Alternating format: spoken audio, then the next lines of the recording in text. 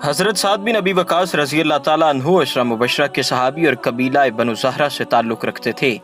आप सल्लल्लाहु अलैहि वसल्लम की वालिदा माजदा का भी यही कबीला था और वो आप रज़ी अल्लाह ताला अन्हु के वालिद की चचाज़ाद बहन थीं। इस रिश्ते के मुताबिक आप रज़ी अल्लाह ताला अन्हु आप सल्लल्लाहु अलैहि वसल्लम के मामूज़ाद भाई थे। नाज़रीन कराम, इस बहादुर जंगजू और ईरान पर मुसलमानों के पहले अमीर की वीडियो की मज़ीद तफसीलात जानने से पहले इस वीडियो को लाइक करें और हमारे चैनल को सब्सक्राइब करने के साथ बेल आइकन पर क्लिक करना ना भूलें ताकि हमारी आइंदा आने वाली वीडियोस का नोटिफिकेशन आप तक बर वक्त पहुँचता रहे। नाज़रीन कराम, हज़रत साद रज़ी अल्लाह ताला अन्हु की कुनियत अबू इसहाक थी। आप रज़ी अल्लाह ताला अन्हु के वालिद का नाम मालिक था। आप रज़ी अल्लाह ताला अन्हु ने एक हदीस की तरतीब में 8वें नंबर पर इस्लाम कबूल किया और उस वक्त आपकी उम्र 17 बरस थी। हज़रत अबू बकर सदीक रज़ी अल्लाह ताला अन्हु की तरगीब पर ईमान लाने वाले अस्साबिकून अव्वलून सहाबा में शुमार होते हैं। हज़रत साद रज़ी अल्लाह ताला अन्हु बयान करते हैं कि इस्लाम कबूल करने से पहले 3 रातें कबल मैंने एक ख्वाब देखा कि मैं खौफनाक अंधेरों में डूबता जा रहा हूँ। मैं इस तारीक समंदर की मौजों में हिचकोले खा रहा था कि अचानक मुझे नजर आया कि एक चांद चमक रहा है। मैं इस चांद की तरफ लपका। मैं देखकर हैरान हुआ कि मुझसे पहले कुछ और लोग भी इस चांद के करीब पहुंचे हुए थे। मैंने गौर किया तो सैयदना ज़ैद बिन हारिस, सैयदना अली बिन तालिब और सैयदना अबू बकर सदीक रज़ी अल्लाह ताला अन्हु को पाया। मैंने उनसे पूछा, आप यहाँ कब आए? जिस पर उन्होंने जवाब दिया कि हम अभी अभी आए हैं। सुबह हुई तो मुझे मालूम हुआ कि नबी अकरम सल्लल्लाहु अलैहि वसल्लम पोशीदा तौर पर दीन की तरफ दावत दे रहे हैं। चुनाचा मैं उनको ढूंढते हुए महल्ला हयात की एक घाटी में पहुंचा और रसूल अकरम सल्लल्लाहु अलैहि वसल्लम ने शफकत फरमाई और मैं मुसलमान हो गया और उन तीनों लोगों को जिनको मैं ख्वाब में देखा था सामने पाया। अस्साबिकून अव्वलून के दीगर सहाबा की तरह इस्लाम कबूल करने के बाद मुशरिकीन की तरफ से बेजा तकलीफों और सख्तियों का सामना करना पड़ा। उसमें आप रज़ी अल्लाह ताला अन्हु की वालिदा भी शामिल हो गईं। आप रज़ी अल्लाह ताला अन्हु की वालिदा ये जानती थीं कि आप उनसे बेहद मोहब्बत करते हैं और कहा कि ऐ साद, ये क्या दीन है जिसने तुम्हें अपने बाप दादा का दीन छुड़वा दिया? बाखुदा अगर तुमने इस दीन को तर्क ना किया तो मैं मरते दम तक कुछ भी ना खाऊंगी और ना पीऊंगी, यहाँ तक कि मर जाऊंगी। फिर तुम मेरे गम में रोगे और लोगों के तानों की वजह से हमेशा नादिम और शर्मिंदा रहोगे।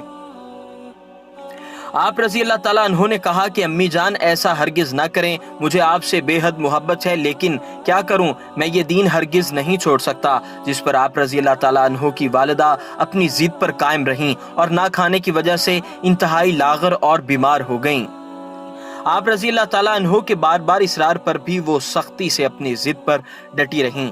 चुनाचे आप रज़ी अल्लाह ताला अन्हु ने 2 टोक कहा, अम्मी जान, मुझे बेशक आपसे मोहब्बत है, लेकिन आपसे ज्यादा मुझे अल्लाह तबारक व ताला और उसके रसूल से मोहब्बत है। अल्लाह की कसम, अगर मेरे जिस्म में 1000 जानें भी हों और वो एक एक करके बदन से निकल जाएं, मैं फिर भी अपना दीन नहीं छोड़ूंगा। आप रज़ी अल्लाह ताला अन्हु की वालिदा ने जब आपका ये पुख्ता अज़्म देखा तो बादिले नखास्ता कुछ खा पी लिया। आप रज़ी अल्लाह ताला अन्हु को इस्लाम की खातिर सबसे पहले खून बहाने का शर्फ भी हासिल है। जब सहाबा कराम को हाथ उठाने और लड़ने की इजाजत ना थी, कुछ मुशरिकीन ने सहाबा कराम को नमाज पढ़ते हुए देखा तो उन पर आवाजें कसने के साथ हमलावर होने लगे। तो आप रज़ी अल्लाह ताला अन्हु ने एक मुर्दार ऊंट की हड्डी उठाकर एक के सर में दे मारी, जिससे उसका सर फट गया और लहू बहने लगा। इस सूरत हाल को देखते हुए बाकी मुशरिकीन ने वहां से दौड़ लगा दी। आप रज़ी अल्लाह ताला अन्हु को मदीने क़याम के दौरान मुशरिकीन के खिलाफ एक मुहिम में सबसे पहले तीर चलाने का भी शर्फ हासिल है। आप रज़ी अल्लाह ताला अन्हु ने जिन गज़वात में हिस्सा लिया, जिनमें ग़ज़वा बदर, ग़ज़वा उहद, ग़ज़वा अहज़ाब, फ़तह खैबर, सुलह हुदैबिया, फ़तह मक्का, ग़ज़वा हुनैन और ग़ज़वा ताइफ शामिल हैं। ग़ज़वा उहद में आप रज़ी अल्लाह ताला अन्हु आप सल्लल्लाहु अलैहि वसल्लम का दिफा करने वाले 10 सहाबा में थे। आप रज़ी अल्लाह ताला अन्हु को तीर अंदाजी में अबूर हासिल था। इसी मौका पर आप रज़ी अल्लाह ताला अन्हु ने कमोबेश 1000 तीर चलाए। अपने तीर खत्म हो जाने पर नबी अकरम सल्लल्लाहु अलैहि वसल्लम के तुर्कश के भी तमाम तीर खत्म कर डाले। उस वक्त नबी अकरम सल्लल्लाहु अलैहि वसल्लम ने फरमाया, اے ساتھ تیر اندازی جاری رکھو، تجھ پر میرے ماں باپ قربان۔ اسی موقع پر ایک مشرک جس نے کچھ مسلمانوں کو جلا کر شہید کیا تھا، اس کی جانب بغیر پرکھے تیر پھینکا تو اس کی شرمگاہ کھل گئی، تو حضور اکرم صلی اللہ علیہ وآلہ وسلم کے چہرہ انوار پر مسکراہٹ آئی، یہاں تک کہ حضرت سعد بن ابی وقاص نے آپ صلی اللہ علیہ وآلہ وسلم کی داڑھیں مبارک دیکھیں۔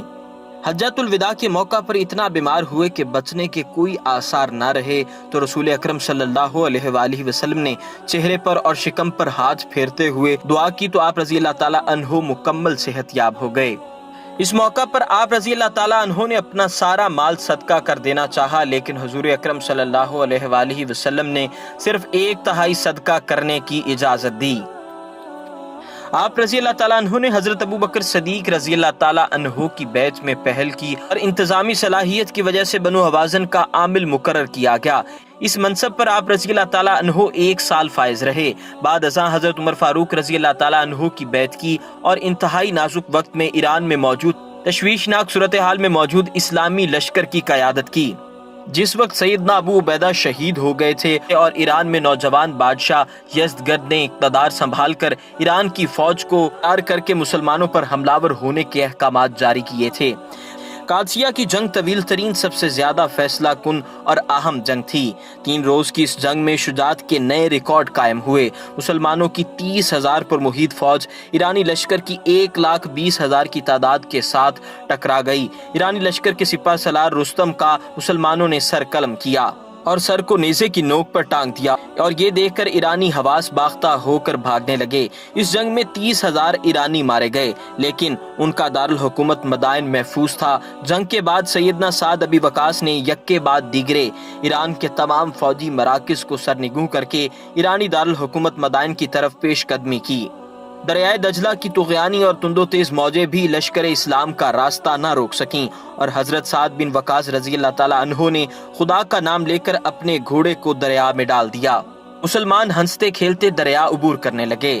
ایرانی دیو آ گئے پکارتے ہوئے فرار ہو گئے۔ مدائن کے بعد حلولہ اور دوسرے شہر فتح کرتے ہوئے نوادرات اور مال غنیمت مدینہ طیبہ روانہ کر دیے، اور حضرت سعد بن وقاص رضی اللہ تعالیٰ عنہ مفتوحہ ایران کے پہلے امیر ہوئے۔ کچھ دیر تک مدائن کو اپنا مرکز حکومت بنا کر 17 ہجری کو کوفہ کا شہر بسایا۔ آپ رضی اللہ تعالیٰ عنہ کے دورہ امارات میں بے شمار مدرسے، مکتب، مساجد، پل اور نہریں بنائے گئیں۔ حضرت عمر فاروق رضی اللہ تعالیٰ عنہ نے 21 ہجری کو عہدے سے سبکدوش کیا۔ خلافت عثمانی میں حضرت عمر رضی اللہ تعالیٰ عنہ کے بعد خلیفہ کے چناؤ کے لیے حضرت عمر فاروق رضی اللہ تعالیٰ عنہ نے 6 رکنی کمیٹی بنائی تھی۔ آپ رضی اللہ تعالیٰ عنہ اس میں بھی شامل تھے، تاہم بعد میں عبد الرحمن بن عوف رضی اللہ تعالیٰ عنہ کے حق میں دستبردار ہو گئے۔ آپ رضی اللہ تعالیٰ عنہ نے حضرت عثمان رضی اللہ تعالیٰ عنہ کی بیعت کی اور ان کے خلاف اٹھنے والی ہر شورش پر قابو پانے کی کوشش کی۔ آپ رضی اللہ تعالیٰ عنہ حضرت عثمان رضی اللہ تعالیٰ عنہ کے دور میں بھی 3 سال تک کوفہ ایران کے والی رہے۔ حضرت عثمان رضی اللہ تعالیٰ عنہ کی شہادت کے بعد آپ رضی اللہ تعالیٰ عنہ نے سیدنا علی المرتضیٰ کرم اللہ وجہ الکریم کے ہاتھ پر بیعت کی۔ آپ رضی اللہ تعالیٰ عنہ نے کئی شادیاں کی اور ان بیویوں میں سے 17 بیٹے اور 16 بیٹیاں پیدا ہوئیں۔ لوگوں میں آپ رضی اللہ تعالیٰ عنہ عرب کا شاہ سوار مشہور تھے۔ آپ رضی اللہ تعالیٰ عنہ نے 55 ہجری کو 85 برس کی عمر میں مدینہ طیبہ سے 7 میل کے فاصلے پر مقام عقیق میں وصال فرمایا۔ آپ رضی اللہ تعالیٰ عنہ کے پاس ایک پرانا سا جبہ تھا، جس کے بارے میں فرمایا کہ مجھے اس میں کفن دیا جائے، کیونکہ بدر کے دن میں اسی کو زیب تن کر کے کفار سے لڑا تھا۔ دعا ہے کہ اللہ رب العزت تمام غلطیوں کوتاہیوں کو معاف فرما کر کہ کہانی کی اس پیشکش کو قبول فرمائے اور ہمیں ان 10 مبشرہ صحابہ کرام کے نقش قدم پر چلنے کی توفیق عطا فرمائے۔